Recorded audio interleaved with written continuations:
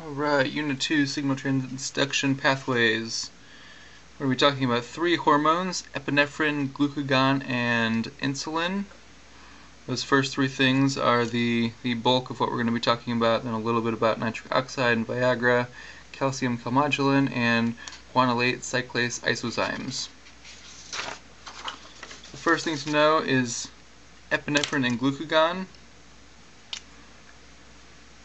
The most important things to know about these are to be able to associate epinephrine with stress or exercise, glucagon with fasting. You can also do some review. Epinephrine comes from tyrosine from the adrenal glands, 180 molecular weight. Glucagon comes from the alpha cells of the pancreas, about 3,200 molecular weight. It's nice because the main pathway epinephrine takes and glucagon's pathway are exactly the same. The most important thing to know, other than this unit, all you have to know is that these two activate pKa. As far as Unit 2 is concerned, you need to know the intermediate steps as well. So they both bind to the beta receptor, which activates G protein, which activates adenylyl cyclase, which activates cyclic AMP to pKa. That's the first layer to practice. Then what else do we know about these proteins? Beta receptor is a 7-TM. The G protein, when it dissociates, it's the alpha subunit, which takes its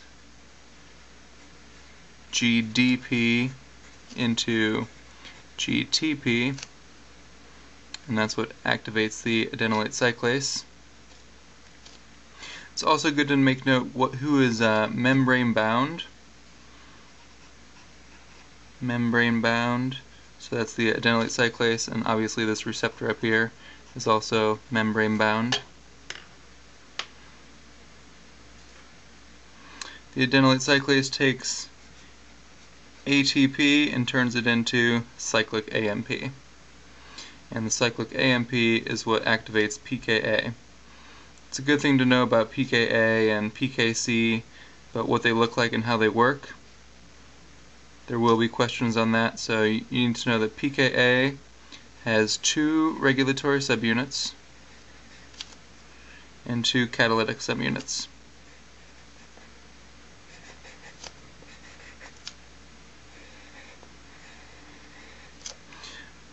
Both regulatory subunits bind two cyclic AMPs.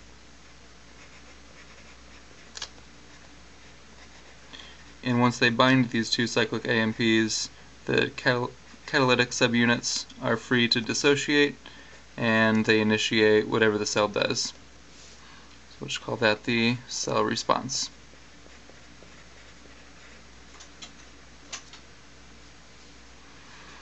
Alright, so this is how the pathway works. Now we need to know what turns the pathway off.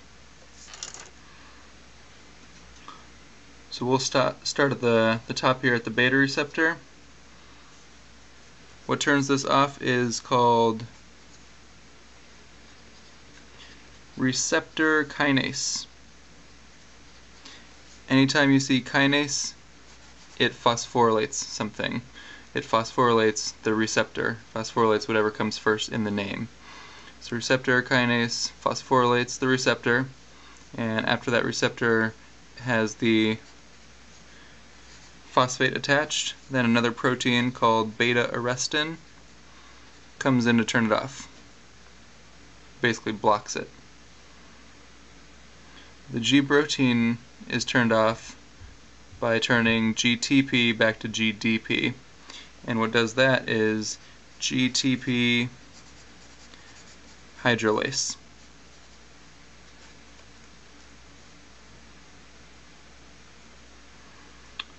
There's one more enzyme protein that you need to know. What takes the cyclic AMP out of that form, and that's something called cyclic AMP phosphodiesterase. All you need to know is PDE. Another pathway epinephrine takes that we never really talk about in class, but still need to know for this unit. It bonds to the alpha receptor, which is another 7TM membrane-bound receptor. Same thing with the G protein alpha subunit, but this time it activates PLC instead of adenylate cyclase. The PLC stimulates a different reaction. It takes PIP2 plus water into DAG and IP3.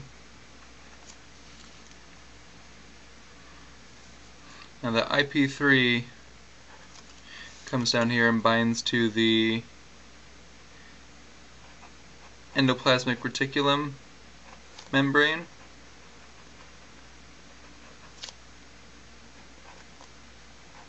and calcium is released. So now you have calcium released and you have DAG. Those are the two ingredients you need for PKC, which is the end protein that we're talking about here. PKC has a subunit that can bind to calcium and also has subunits, regulatory subunits to bind DAG, two of those as well. So this protein is fully inactive if it doesn't have any of this bound to it. It's partially active if it has only the calcium or only the DAG. It's fully active if it has all of the above. So the end game for the alpha pathway of epinephrine is PKC. This is phospholipase C, this is diacylglycerol. So if you see questions talking about lipids, these are all lipid related. Insulin is slightly more complicated. Just to review, the most important thing to know about insulin is that it is associated with the fed state. After you eat, you release insulin. It also comes from the beta cells of the pancreas, weighs 5,600, and it affects fat, muscle, and liver cells. So it has, I'll let you go through this and just memorize this part first. It's the main pathway, and then here are the extra things to know. So the tyrosine kinase receptor is obviously membrane bound. It's what the insulin attaches to. It is a dimer, and because it's a kinase, it's going to phosphorylate. It both autophosphorylates itself, or the other part of the dimer in reality. It also phosphorylates IRS1. IRS1 is the regulatory unit, and PI3K is the catalytic unit. These two right here kind of work hand in hand. Once IRS1 is phosphorylated by the tyrosine kinase, PI3K can do its reaction. So PI3K catalyzes PIP2 into PIP3. So it is a kinase, so it phosphorylates. That's that extra phosphate group attached on. So you only have two here. PI3K adds on one more phosphate. Now it's PIP3. This turns on PDK1, which actually stands for PIP3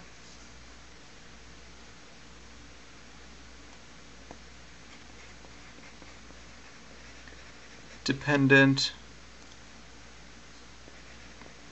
kinase number 1. So this one can phosphorylate PKB. It's a kinase, so it's going to phosphorylate, but it's PIP3 dependent. So once PIP3 is there, PDK1 can phosphorylate PKB. PKB is not that important. What's really important is PP1. One other thing that he likes to ask about is PI3K is a membrane lipid. That's come up on tests from time to time. Some other things to know. PP1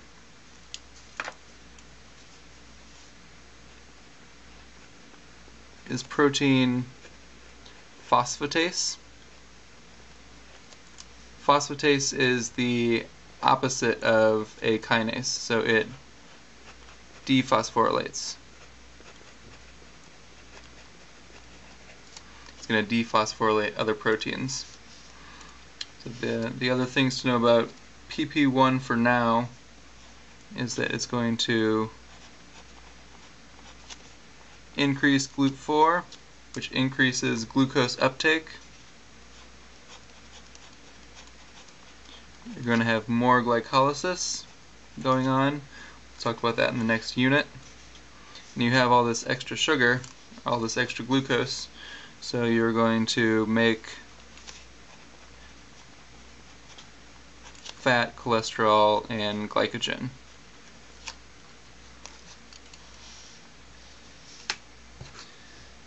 The only thing it says about turning off this pathway are by general things that reverse these kinases. There's nothing specific you have to know. Just know that it's terminated by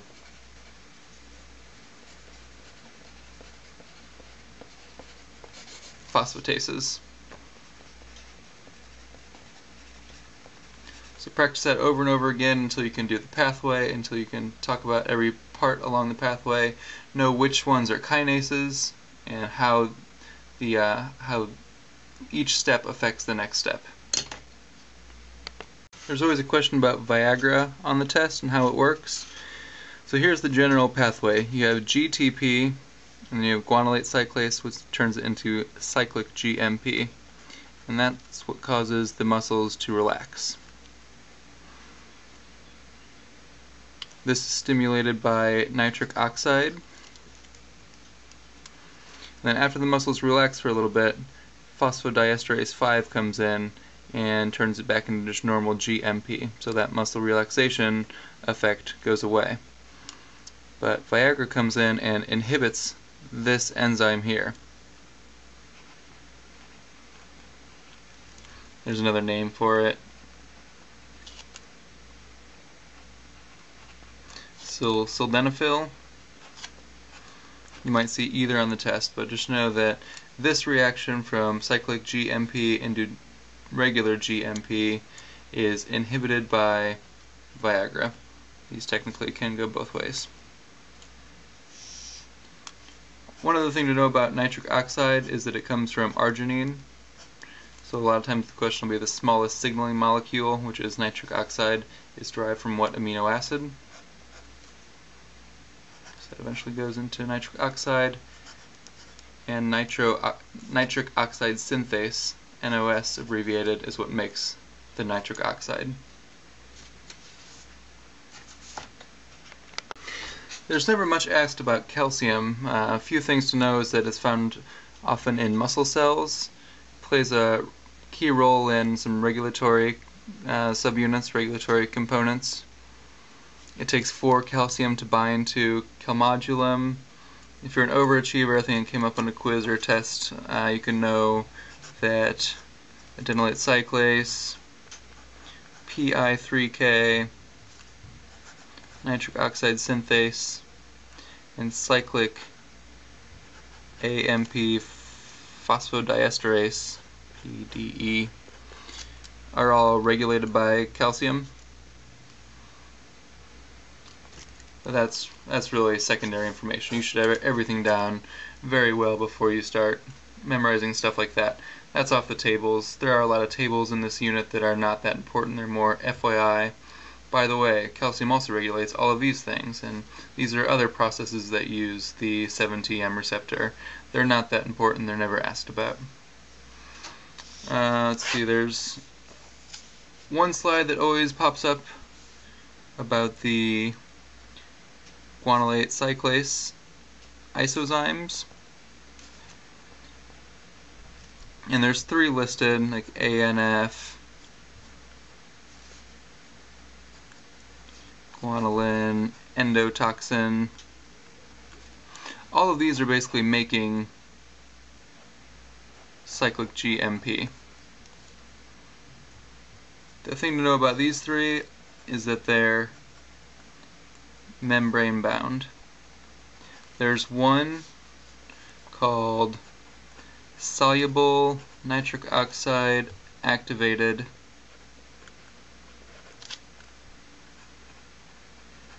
guanylyl cyclase, and that one is not membrane bound. It's just floating around in the cytosol. Another question that could be asked: it has a heme group, therefore it has iron attached to it.